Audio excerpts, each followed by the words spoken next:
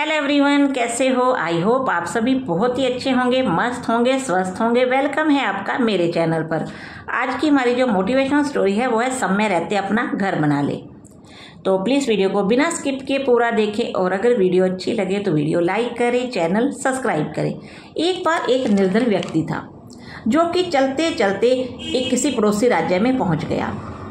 अब वहाँ वो पहुँच के क्या देखता है कि वहाँ उस दिन एक जो है समारोह चल रहा था जिसमें एक हाथी की सूंड पर माला डाल दी जाती है और नगर में घुमाया जाता है।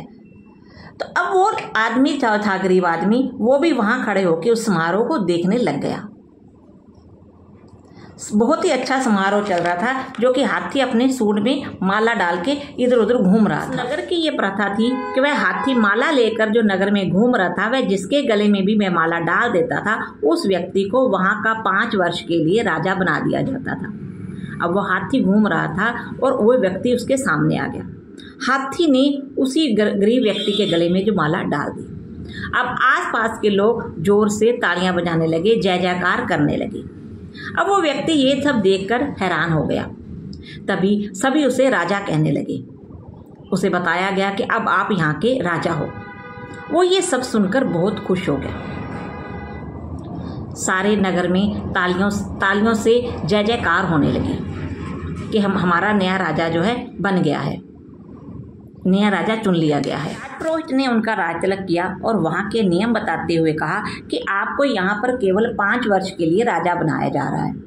5 वर्ष पूरे होते ही आपको मगरमच्छ और घड़ियालों वाले नदी में छोड़ दिया जाएगा और अगर आप में ताकत हुई और आप उनका मुकाबला कर सके तो आप नदी पार करके दूसरे नगर में पहुँच सकते हो, लेकिन आपको यहाँ वापस नहीं आने दिया जाएगा। अब वो जो राजा था ये सब बातें बहुत ही ध्यान से सुन रहा था और वो बहुत समझदार भी था।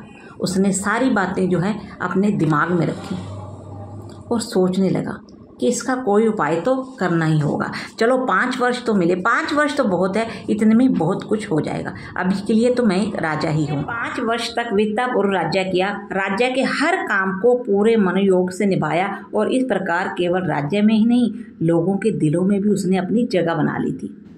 हर गरीब, हर बेसहारा को वो पूरा सहारा देता। जनता ने ऐसा राजा कभी देखा ही नहीं था। जनता उससे बहुत खुश थी। अब जनता भी नहीं चाहती थी कि ये राजा अब यहाँ से जाए। धीरे धीरे टाइम बीतता गया और ऐसे ही करते 1 साल, 2 साल, 3 साल, 4 साल और लास्ट में 5वां साल भी आ गया। लोग उससे हर तरह से खुश थे। वर्ष पूरे होते ही नियमानुसार राजा को फिर से हाथी पर बैठाकर जुलूस निकाला गया। लोगों की आंखों में आंसुओं की झड़ी लग गई। नदी के तट पर पहुंचकर राजा हाथी से उतरा। राजपुरोहित ने कहा कि अब आप नदी पार करके उस गांव तक जा सकते हो। जनता को देखकर राजा की आंखों में भी आंसू आ गए। राजा ने कहा कि मैं इस राज्य के नियमों का पालन करता हूँ, पूरा सम्मान करता हूँ और अब आप सब मुझे आज्ञा दें, मैं जा रहा हूँ। जैसे ही राजा ने नदी की ओर कदम बढ़ाया तो क्या देखते हैं कि वहाँ पे एक पुल बना हुआ था। लोगों ने अपनी नजरें ऊपर उठाई। खुशी के मारे ये सब देखकर वो खुश हो गए, नाचने लगे कि वहाँ एक पुल बना हुआ है जो कि राजा ने ही बनवाया था इस पार से उस पार जाने के लिए।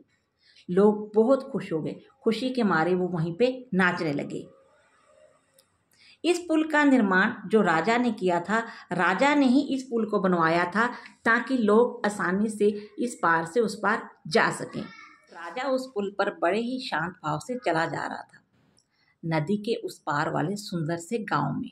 क्या हमारे साथ भी ऐसा घटित नहीं हो रहा? हमें भी निश्चित समय के लिए सांसों की अनमोल पूंजी देकर इस अमूल्य जीवन की बागडोर सौंपी गई है। समय पूरा होते ही हमें भी इस राज्य को छोड़कर उस लोक में चले जाना है जहाँ से हम कभी वापस नहीं आ सकते। हमें भी सांसों की डोर जो है कुछ समय के लिए ही मिली हुई है। यदि हमने धर्म ध्यान का पुल नहीं बनाया तो हमें भी मगरमच्छ घड़ियालों वाले नर्क में छोड़ दिया जाएगा और हम उनका जो है ग्रास बन जाएंगे। और अगर हम शांत भाव से भवसागर के उस पार वाले लोक में जाना चाहते हैं तो अभी से हमें भी पुल की शुरुआत करनी होगी, क्योंकि आयु काल पूरा होने के बाद तो हमें जाना ही है। इसलिए हमें भी धर्म का, कर्म का एक सुंदर घर बनाना होगा। आई होप मेरी आज की स्टोरी आपको अच्छी लगी होगी। अगर अच्छी लगी है तो प्लीज़ वीडियो लाइक करें, चैनल सब्सक्राइब करें और अपना प्यार और सपोर्ट इसी तरह बनाए रखें। So thank you so much.